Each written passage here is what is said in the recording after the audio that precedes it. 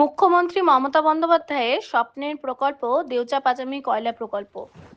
দীর্ঘ টালবাহানার পর শুরু হয়েছে মাটি কাটার কাজ, আর আজ শুরু হলো গাছ রিট্রান্সপ্লান্টের কাজ। ঘটনাস্থল ঘুরে দেখলেন ডিএম শ্রী বিধান রায়। তিনি জানান, প্রায় 12 একর জায়গা জুড়ে চলছে এই কাজ। 180টি গাছ রিট্রান্সপ্লান্ট করা হবে।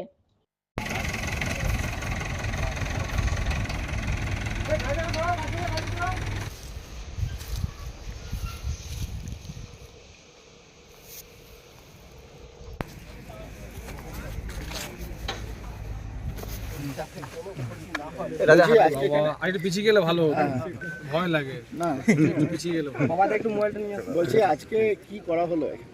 আজকে তো দেখলেন এখানে আমরা যেটা রাজ্যের মাননীয় মুখ্যমন্ত্রী নির্দেশ দিয়েছিলেন তার ভাবনা এবং পরিকল্পনায় যে আমাদের যে প্রস্তাবিত যে কোল ব্লক, যেখানে আমাদের প্রথম ফেজের ক্ষেত্রে আমরা বলছি যে 326 একর ম্যাপ অনুযায়ী, তার তো আমাদের তার প্রাথমিক যে কাজ ওভারবার্ডেন রিমুভাল, কলের উপরের স্তরে যে ওভারবার্ডেন আছে ব্যাসাল স্তর, সেটার কাজ শুরু হয়েছে। এবং তার সাথে সাথে এখানে প্রস্তাবিত জায়গায় আমাদের 980টি আমাদের গাছ আছে।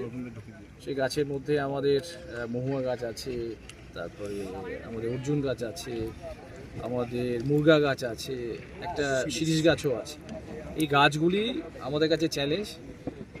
রাজ্যের মাননীয় মুখ্যমন্ত্রী বলেছিলেন যে একজন মানুষকে উচ্ছেদ হবে না, কোনো জঙ্গল নষ্ট হবে না, কোনো গাছ নষ্ট হবে না, সব কিছু যেভাবে মানে প্রকৃতি যেভাবে এখানে সাজিয়ে রেখেছে ঠিক সেইভাবেই থাকবে।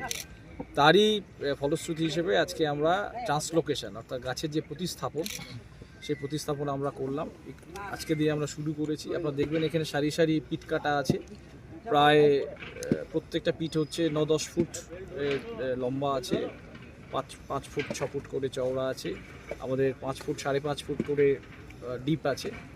এখানে ট্রিটমেন্ট করে এটা করা হচ্ছে, যেখানে গাছ আমাদের বিশেষজ্ঞরা আছেন। এবং আমাদের আরেকটি সহায়ক জিনিস হয়েছে যে আমাদের এডিএম এলএ যিনি আছেন তিনি নিজেই হর্টিকালচারিস্ট, তিনি গবেষণা করেছেন এই হর্টিকালচার, তার সাবজেক্ট ছিল এটা।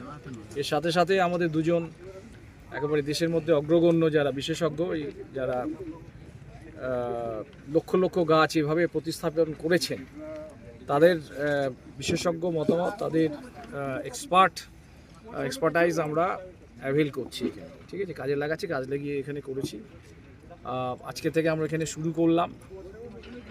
গাছের ক্ষেত্রে আপনারা দেখলেন যে আমরা ওখানে যেটা আমাদের যে অ্যাক্টিভিটি প্ল্যান আছে ট্রান্সপোর্টেশনের ক্ষেত্রে, সেটা হচ্ছে গাছ যেখানে আছে সেই গাছগুলি আমরা গর্ত, তার চারপাশে গর্ত করে তার রুট আমরা কিছুটা কাটবো, অর্থাৎ 75% কাটিং হবে, 25% থাকবে।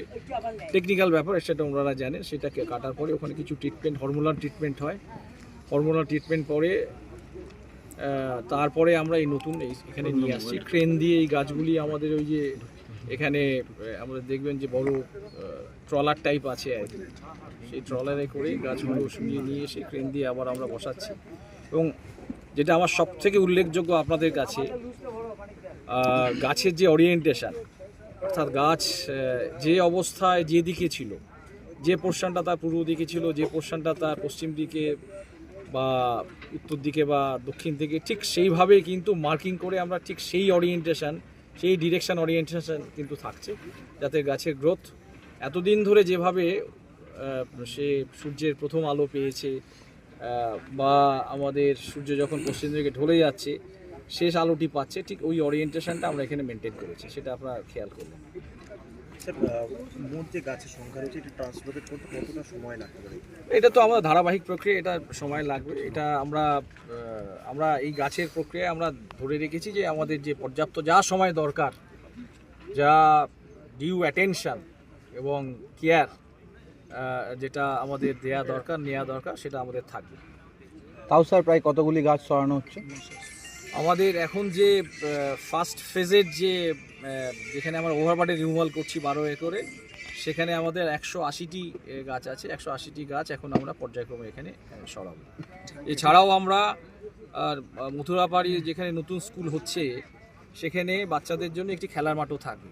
তো খেলার মাঠের চারপাশেও আমরা কিছু এরকম গাছ প্রতিস্থাপিত করব, যাতে আমার বাচ্চারা সেখানে একটু গাছের নিচে তারা খেলতে পারে বা বিশ্রাম নিতে পারে, বা আরও অন্যান্য যে সমস্ত বাচ্চারা যেটা করে একটা গ্রামে, ঠিক সেটা নিয়ে করতে হবে।